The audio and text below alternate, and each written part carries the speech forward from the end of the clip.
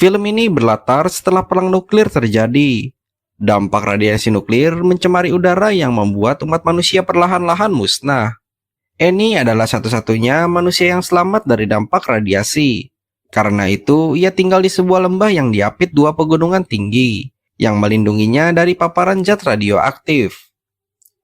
Hidup seorang diri membuat Annie harus bertahan dengan berbagai cara, mulai dari bertani hingga berburu. Tanpa adanya listrik, ia terpaksa menjalani kehidupan dengan cara lama.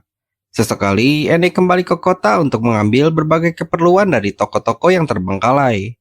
Ia juga selalu mengenakan pakaian pelindung khusus untuk menghindari sisa paparan radiasi. Satu-satunya teman yang bisa menemaninya hanyalah seekor anjing yang bernama Vero. Suatu hari, setelah memasang jebakan kelinci, Annie melihat sebuah gerobak di tengah jalan.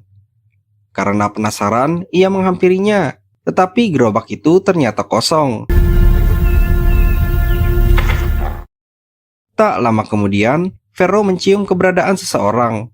Annie pun segera bersembunyi di balik bukit dan mengamati pemilik gerobak yang datang mengenakan pakaian pelindung khusus. Dari jarak puluhan meter, Annie memperhatikan orang tersebut, yang sepertinya sedang mendeteksi kandungan radiasi dengan alat yang dibawanya. Dan setelah itu, ia menarik gerobaknya kembali hingga beberapa kilometer. Annie terus mengawasi orang tersebut, dan setelah melepas pakaian pelindung, barulah Annie melihat sosok yang berada di dalam baju tersebut. Pria itu menatap ke sekeliling lalu berteriak. Sepertinya ia merasa sangat bahagia setelah sekian lama ia bisa melepas baju tersebut. Annie kemudian turun namun orang itu sudah tak ada. Vero mengendus dan membawa Annie ke tempat di mana pria itu berada. Sesampainya, Annie melihat pria itu sedang mandi di anak sungai. Annie pun berusaha memperingatkannya kalau anak sungai tersebut sudah terpapar radiasi, karena airnya berasal dari desa lain. Tentu saja, pria itu sangat kaget, ia tak menyangka ada orang lain di tempat itu. Setelah Annie menjelaskan, pria itu pun beranjak dan langsung merasakan reaksi aneh di tubuhnya. Ia kemudian kembali ke gerobak lalu meminta Annie menyuntikkan obat tradisional.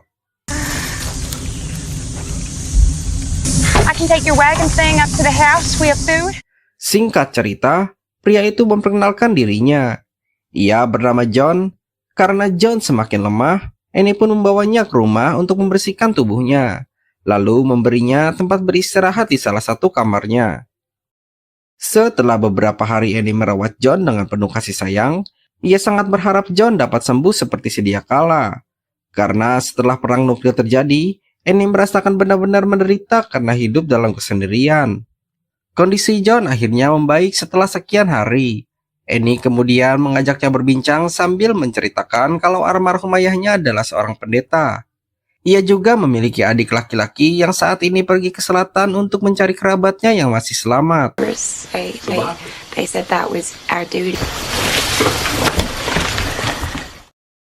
Di sore hari, John mencari Annie yang sedang bertani. Ia menanyakan kenapa ia tidak bisa memakai truk untuk bertani. Annie pun menjawab kalau ia tak bisa mendapatkan bensin sejak listrik padam. Lalu, John kemudian teringat. Ia sempat melewati pom bensin dan mengajarkan Annie bagaimana cara memompa bensin secara manual. Dan rupanya cara tersebut berhasil mengeluarkan bensin dari pompa. Annie pun senang dapat menggunakan truknya kembali setelah sekian lama. Saat makan malam, John bercerita kalau ia adalah seorang insinyur. Ia selamat dari radiasi karena saat pemusnahan terjadi, ia sedang berada di dalam bunker yang berjarak 1 kilometer di bawah tanah. Ia mengatakan kalau hanya ia yang bertahan, dan dia juga yang mendesain baju pelindung dan gerobak yang kemudian ia gunakan keluar dari bunker. Profesi John sebagai insinyur membuat Annie benar-benar terkesan. Annie juga sempat menyinggung foto wanita yang ia lihat di gerobaknya. Setelah dijelaskan, rupanya itu hanyalah rekan kerja John dan John rupanya belum berkeluarga. It's not my wife. Honestly, what I think I was looking for was a place like this. Keesokan harinya, Annie mengajak John ke danau. Di sana, Annie bercerita bahwa musim dingin akan segera tiba dan membuat danau menjadi beku. Sehingga mereka tak bisa lagi menikmati ikan segar selama musim itu. Annie juga mengeluhkan generatornya yang telah rusak dan berharap John bisa memperbaikinya. Setelah melihat kondisinya, tiba-tiba sebuah ide cemerlang muncul di benak John. Ia lalu mengajak Annie ke air terjun dan menjelaskan bahwa aliran tersebut bisa digunakan untuk memutar generator hingga menghasilkan listrik yang mereka butuhkan. Namun, mereka harus memakai pelindung karena air itu sudah terpapar radiasi, sekaligus memikirkan bahan untuk membuat kincir air. Saat jalan pulang, John melihat gereja peninggalan ayah Annie. John mengatakan bahwa ia mungkin dapat menggunakan kayu-kayu dari gereja itu untuk membuat kincir air. Annie tentu saja tak setuju dan meminta John menggunakan kayu dari hutan atau mengambilnya dari bangunan lain. Karena gereja itu adalah peninggalan ayahnya sekaligus tempat ia memohon keselamatan. Akan tetapi, John terus memaksa dan mengatakan bahwa ia tak punya pilihan lain. Membuat kincir air dari satu pohon bukanlah hal yang mudah. Ia harus menebang pohon lalu membentuknya sedemikian rupa. Ia juga tak mungkin mengambil kayu dari perumahan di kota karena semua bangunan di sana terbuat dari beton. Mendengar hal itu, Annie tetap tak rela gereja peninggalan ayahnya dirobohkan.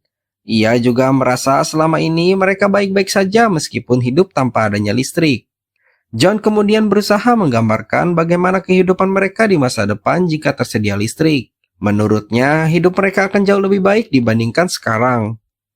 Namun, semua yang dikatakan John tetap tak mampu mengubah keputusan Annie. Ia tetap tak rela gereja peninggalan ayahnya rusak demi mendapatkan listrik. Di hari berikutnya, Annie mencari John yang tak terlihat di rumah. Rupanya, John sedang berada di kota dan mabuk berat. Annie kemudian mengajaknya pulang. Saat berniat melepaskan sepatunya, John justru marah-marah dan menyuruh Annie pergi. I can do it. Keesokan harinya, John mencoba berdamai atas kejadian semalam. Rupanya, Annie telah melupakan peristiwa itu dan menganggap John hanya sedang mabuk berat saat itu. Di malam harinya, mereka kembali menikmati makan malam bersama. Di sanalah Annie mengungkapkan bahwa ia sangat mencintai John dan ingin menjalin hubungan yang lebih hangat. Namun sepertinya, John belum berpikir sejauh itu. Ia merasa masih banyak hal lain yang harus mereka pikirkan dan selesaikan terlebih dahulu, agar masa depan mereka menjadi lebih baik. Hari berikutnya, Annie mendatangi John. Ia mengatakan John boleh memakai kayu gereja untuk menyelesaikan proyek kincir air, karena ia merasa apa yang dilakukan John demi masa depan mereka juga. John sudah melupakan hal itu. Ia tak mau merusak gereja yang cuma akan membuat Annie bersedih. Di siang harinya, Annie pergi berburu. Ia menemukan tanda-tanda kehadiran orang asing di lembah tempat tinggalnya. Tak lama kemudian, Vero berlari menghampirinya dan membawa Annie menemui seseorang pria misterius. Pria itu memperkenalkan dirinya sebagai Jack. Ia mengaku tak menyangka masih ada orang lain yang hidup di lembah terpencil tersebut. Annie pun mengajak Jack ke rumahnya. Namun kedatangan Jack justru membuat John merasa waspada. Setelah memeriksa tingkat paparan radiasi di tubuhnya, John mulai menginterogasi Jack. Pria itu menjelaskan bahwa dirinya berhasil selamat karena bekerja di sebuah pertambangan bawah tanah. Menurutnya, tak ada seorang pun yang berhasil bertahan hidup selain dirinya. Jack kemudian meminta izin untuk beristirahat selama sehari di rumah itu. Ia berjanji akan melanjutkan perjalanan ke arah selatan keesokan harinya. Meski awalnya curiga, John akhirnya merasa iba. Ia pun mempersilahkan Jack untuk tinggal lebih lama di rumah mereka. Thank you. Hari berikutnya, John mengajak Jack berbincang. Ia mendengarkan cerita Jack yang berhasil keluar dari pertambangan. John pun bercerita bahwa sebelum tiba di lembah ini, ia sempat bertemu seorang anak laki-laki yang mencuri makanannya dari gerobak. Anak itu mengalami paparan radiasi dan terlihat sangat tersiksa.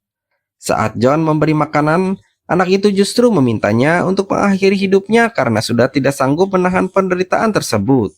Mendengar cerita itu, Annie kembali teringat pada adik laki-lakinya yang beberapa bulan lalu pergi meninggalkan rumah. That's when I took out my gun.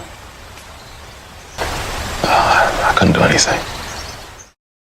Setelah perbincangan itu, Annie mengajak Jack berkeliling. Ia bahkan memberikan kamar milik adiknya untuk Jack beristirahat. Sementara itu, John yang melihat cara Annie memperlakukan Jack mulai merasa cemburu. Menurutnya, Annie terlalu baik kepada orang yang baru dikenalnya. John mencoba menasihati Annie, tetapi Annie tak menghiraukannya karena ia yakin Jack adalah pemuda yang baik. Di tengah perdebatan itu, Annie kembali meminta John menceritakan anak yang ia temui di selatan.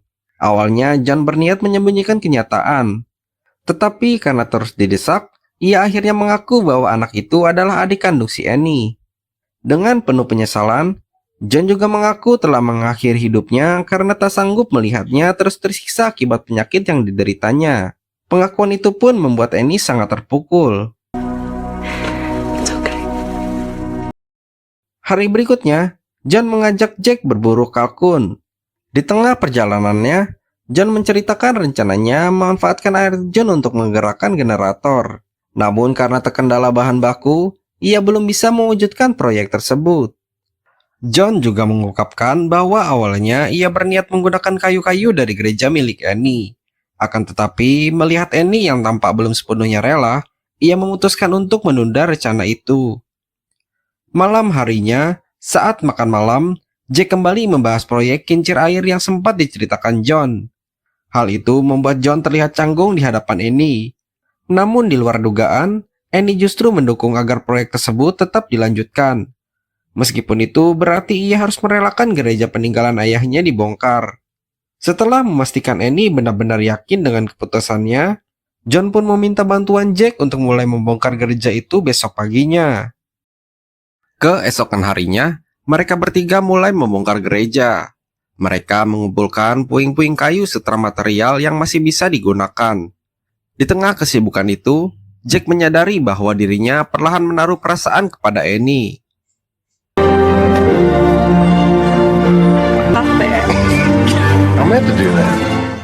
Tak lama kemudian, Jack mengajak Annie berjalan-jalan untuk mengalihkan kesedihannya. Dalam perbincangan itu, Annie bercerita bahwa John sangat terobsesi dengan listrik. Ia mengaku heran karena John rela membongkar gerejanya demi mewujudkan proyek tersebut, seolah-olah sudah tidak lagi memiliki keyakinan. Dari percakapan itu, Jack akhirnya menyadari meskipun Annie telah merelakan gerejanya dibongkar, jauh di lubuk hatinya, ia sebenarnya lebih memilih hidup tanpa listrik daripada harus kehilangan tempat yang begitu berharga baginya. Saat mereka kembali, John menatap mereka penuh rasa cemburu. Namun, ia menahan diri agar tidak merusak suasana hati Annie.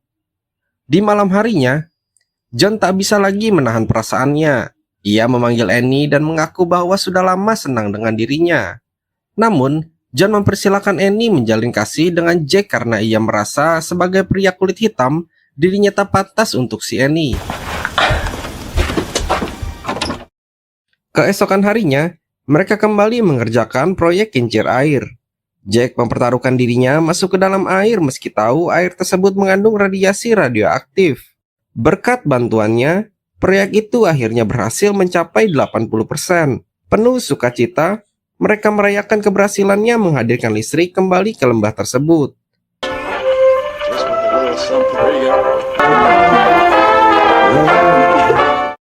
Setelah di rumah, Annie yang selesai mandi melihat John sudah tertidur pulas.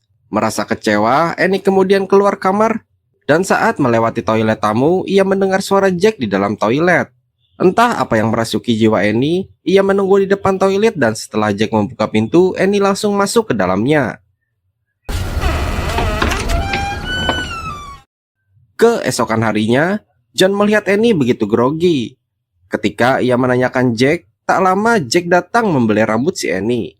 Tentu saja hal itu membakar hati si John. Merasa situasi semakin canggung seperti itu, Annie pun memilih pergi untuk ke kebun.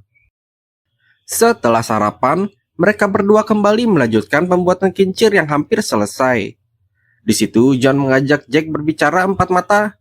Ia mengatakan kalau apa yang dilakukannya semalam adalah atas perintahnya. John mengaku ia sendirilah yang meminta Annie memberikan pelayanan kepada si Jack, agar Jack mau membantunya mengerjakan proyek kincir air. Namun Jack yang sudah ketahuan tak bisa berkelit. Ia hanya mengatakan kalau ia tak percaya dengan apa yang dikatakan John. Singkat cerita, mereka akhirnya berhasil menyelesaikan proyeknya dengan sempurna. Di saat Jack memanjat naik, tiba-tiba ia terpeleset. Beruntung John dapat menariknya kembali ke atas dengan selamat. Tetapi beberapa saat setelahnya, Jack pun kembali terpeleset. John berusaha menarik Jack sekuat tenaga. Namun tiba-tiba John menatap Jack dalam-dalam dan apa yang terjadi kemudian hanya mereka berdua yang tahu. Saat senja tiba, John kembali ke rumah Annie. Annie menyambutnya dan mengajaknya untuk minum bersama, namun John menolaknya. Kemudian, Annie meminta maaf atas perbuatannya bersama Jack. Ia sadar kalau John mengetahuinya apa yang ia dan Jack perbuat.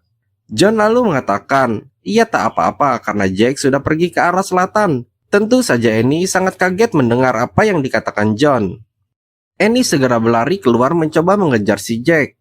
Namun setelah berada di atas bukit, sejauh apapun ia melepar pandangan, ia tak dapat melihat si Jack.